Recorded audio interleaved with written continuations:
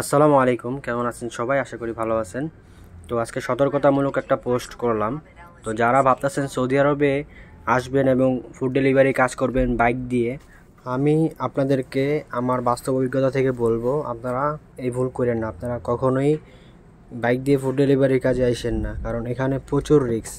টাকার চেয়ে জীবনের মূল্য অনেক বেশি। বর্তমানে প্রতিনিয়ত বাইক অ্যাক্সিডেন্ট হচ্ছে এবং অনেক মানুষ মারা যাচ্ছে। আমি আজকে ইসমাইল ভাইয়ের একটা পোস্টে দেখলাম, উনি ওনার একজন বন্ধু নাম ইব্রাহিম, উনি কিছুদিন আগে তো ফুড ডেলিভারি কাজ করতে আসছিল, তো উনি মারা গিয়েছেন এই রোড অ্যাক্সিডেন্টে। তাই আমার মনে হলো একটা ভিডিও বানানো দরকার, অন্তত মানুষকে সতর্ক করা দরকার। কারণ বাইক দিয়ে ফুড ডেলিভারি করাটা আসলে প্রচুর রিস্ক। যারা এটা না করছে তারা কখনোই বুঝবে না। বাংলাদেশ থেকে মনে হয় যে ফুড ডেলিভারি কাজটা খুবই সহজ।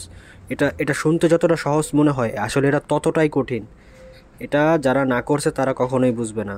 ঠিক আছে ভাই, আমার রিকোয়েস্ট আমি আপনাদেরকে করলাম, এখন বাকিটা আপনাদের ওপর, আপনারা কি করবেন। আমার দায়িত্ব আমি পালন করে দিয়েছি, এখন আপনাদের ব্যাপার, আপনারা সিদ্ধান্ত নিয়ে আসবেন যে আপনারা কি করবেন। আপনারা যদি গাড়ি দিয়ে কাজ করেন সেই ক্ষেত্রে অ্যাক্সিডেন্টের সম্ভাবনা কম, সমস্যা নাই। কিন্তু যারা ভাবতেছেন বাইক দিয়ে ফুড ডেলিভারি কাজ করবেন, তারা আসলে ভুল করবেন। তারা আসলে বিরাট বড় ভুল করবেন, তারা কখনোই আইসেন না। ঠিক আছে, বর্তমানে সৌদিতে প্রচুর অ্যাক্সিডেন্ট হচ্ছে, বিশেষ করে বাইক। আর বাইক অ্যাক্সিডেন্ট হলে 90% না বাঁচার সম্ভাবনা থাকে, সবাই মারা যায়।